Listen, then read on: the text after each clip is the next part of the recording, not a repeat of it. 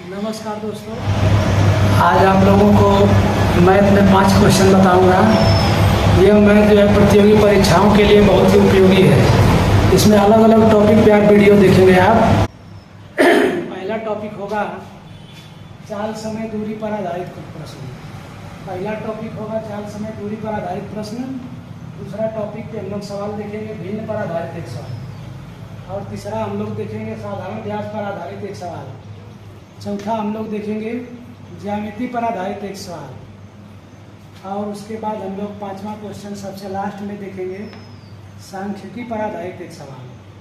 सबसे पहले हम लोग देखेंगे चाल समय दूरी पर आधारित एक सवाल, उसके बाद भिन्न पर आधारित दूसरा सवाल, इसके बाद साधारण व्यास पर आधारित तीसरा सवाल, और चौथा सवाल ज्यामिति पर आधारित एक क्वेश्चन होगा, और 5वां सवाल सांख्यिकी पर आधारित एक क्वेश्चन होगा। ये जो पांचों तरह के आप सवाल जो पढ़ने जा रहे हैं, एक अनुमान लगाइएगा कि ये जो है कि किसी न किसी पेपर में आए हुए क्वेश्चन हैं। ये पांचों क्वेश्चन परीक्षा में पूछे गए हुए क्वेश्चन हैं। तो आपको अनुमान लगाना है कि किस प्रतियोगी परीक्षा में ये पांचों क्वेश्चन पूछे गए हैं। तो चलिए हम लोग चलते हैं पहले सवाल की तरफ। पहला सवाल हम लोग शुरू करते हैं चाल समय दूरी से। पहला सवाल हम लोग चलते हैं चाल समय दूरी से। चाल समय दूरी का ये सवाल है कि यदि सीनू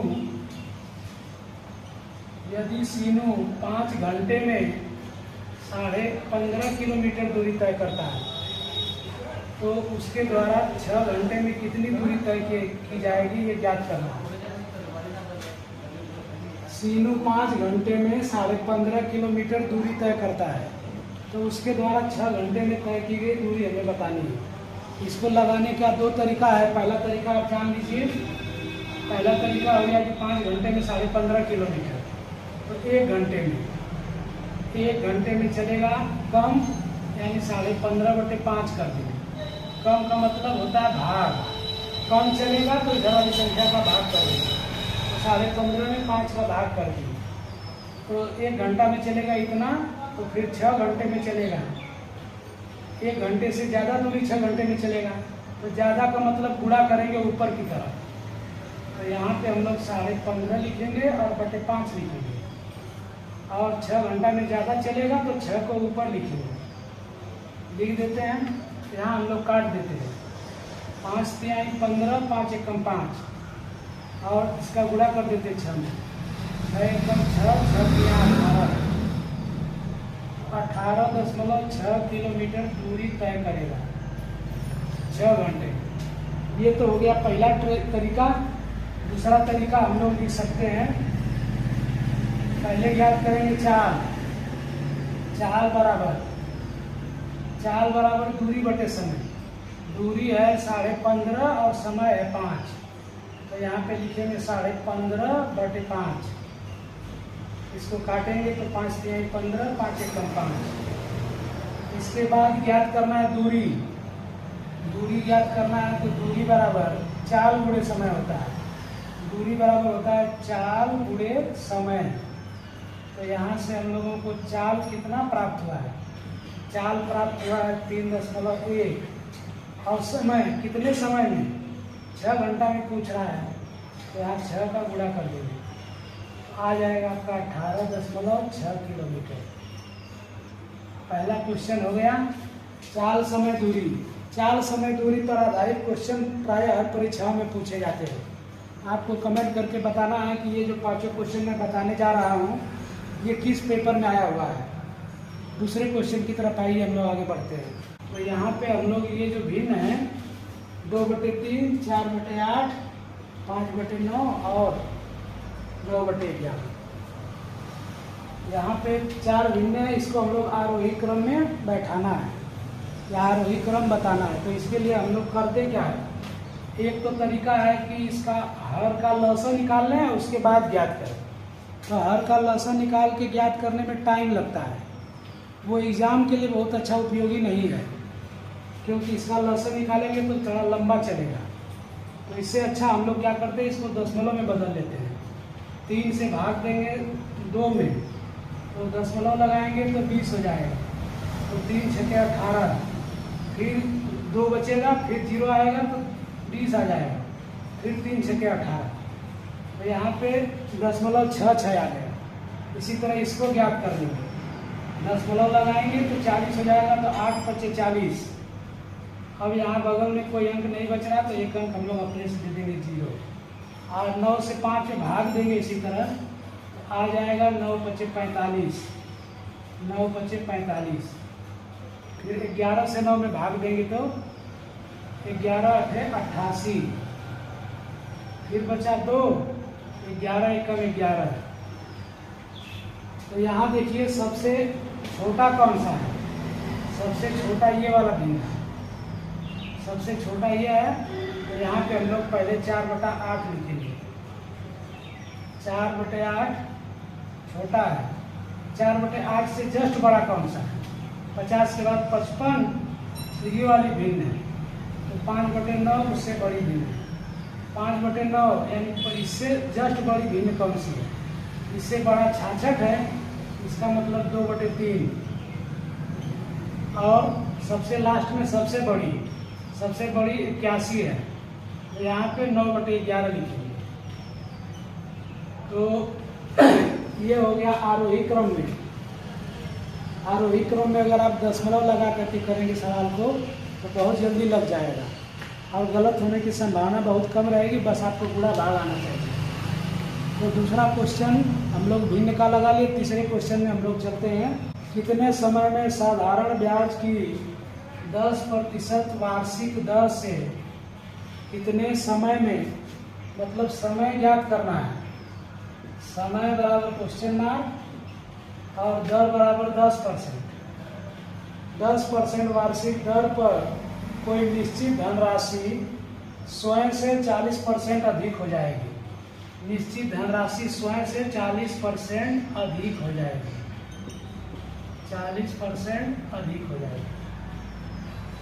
तो इसमें देखिए जो सवाल है, इस सवाल में राशि दी नहीं हुई है, लेकिन उसका जो मिश्रधन है वो दिया हुआ है 40% अधिक।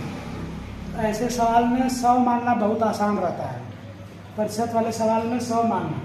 तो यहाँ पे हम लोग मान लेंगे कि मूलधन को अंग्रेजी में प्रिंसिपल कहते हैं, तो P बराबर 100, तब मिश्रधन को अंग्रेजी में क्या कहते हैं, अमाउंट कहते हैं। मिश्रधन को अंग्रेजी में अमाउंट कहते हैं। अमाउंट हो जाएगा 40% अधिक है तो 100 में 40 जोड़ देंगे, 140 हो गया। मूलधन हो गया 100 रुपया, मिश्रधन हो गया 140 रुपया। समय पूछ ही रहा है, और वार्षिक दर कितना है, दर है यहाँ पे 10% वार्षिक। तो आपको ब्याज भी तो निकालना होगा, ब्याज निकालेंगे तो ब्याज बराबर हो जाएगा, ब्याज को अंग्रेजी में SI कहते हैं, सिंपल इंटरेस्ट कहते हैं। सिंपल इंटरेस्ट हो जाएगा मिश्रधन माइनस मूलधन। मिश्रधन है 140 रुपया और मूलधन है 100 रुपया।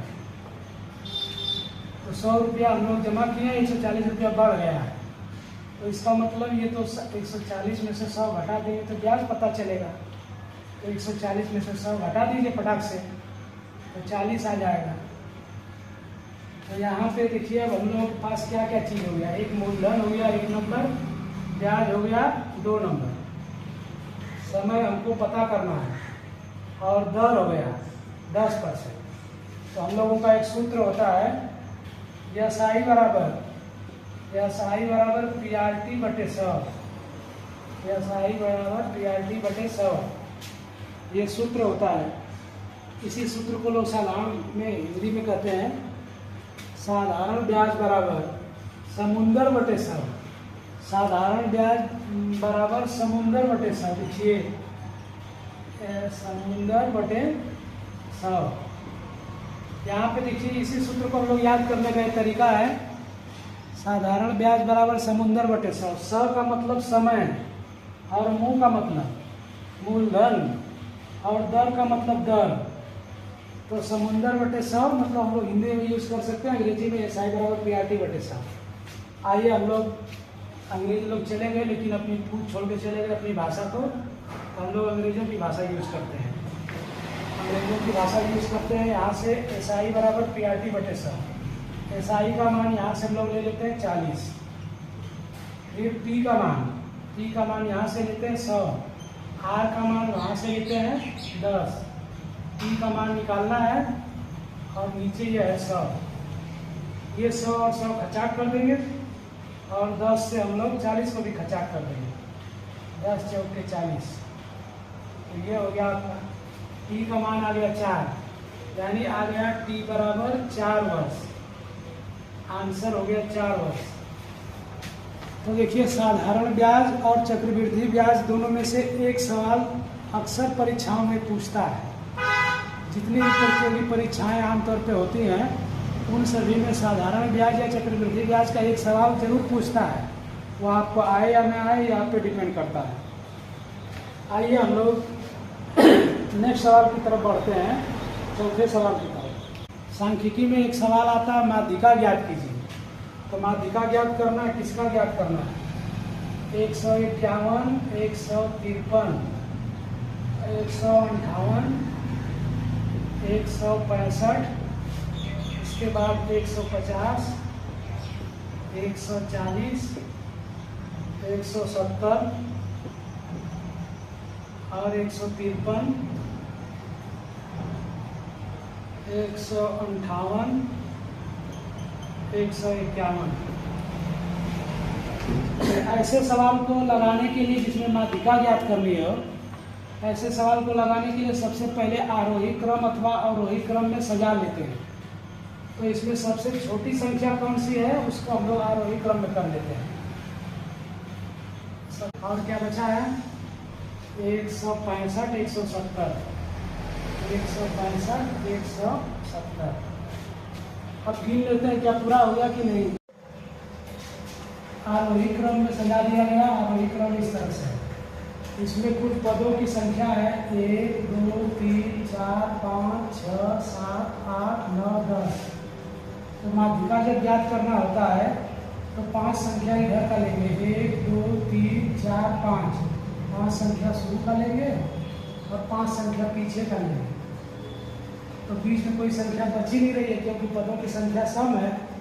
तो 4-4 संख्या लेंगे। तो 4-4 संख्या लेंगे तो 4 संख्या इधर ले लेंगे और 4 संख्या इधर से ले लेंगे। 4 संख्या इधर से ले लेंगे तो जो पदों की संख्या होगी वो बीच में 2 पद बच जाएंगे।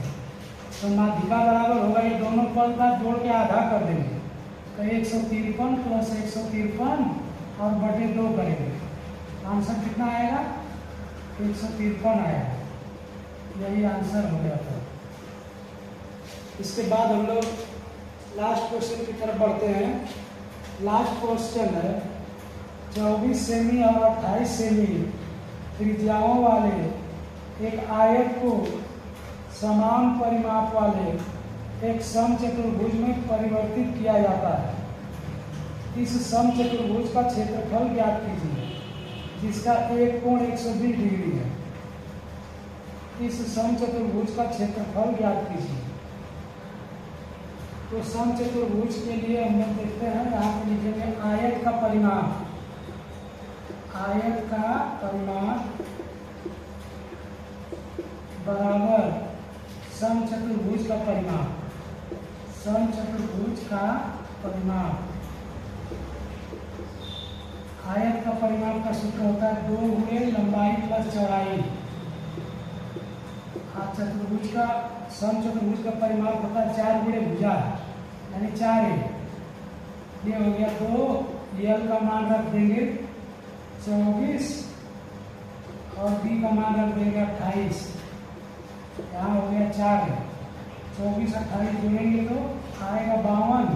52 का 2 में गुणा करेंगे तो 104 आएगा। 104 बराबर 4 है। 4 से इसको काटेंगे, 4 गुणे 8, 4 छक्के 24। ये बराबर आ गया 26। मतलब जो समचतुर्भुज बनेगा उसकी जो भुजा होगी 26 होगी। समचतुर्भुज का फिगर बनाते हैं। समचतुर्भुज का फिगर इस तरह से होता है, प्लस बना के बनाते हैं।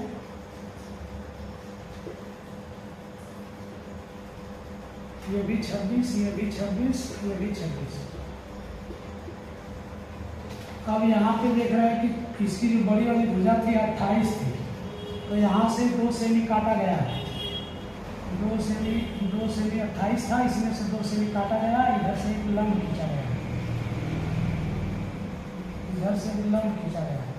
26 को यहाँ लिख देते हैं। और ये बताया गया कि समचतुर्भुज का जो एक कोण है वो 120 डिग्री है।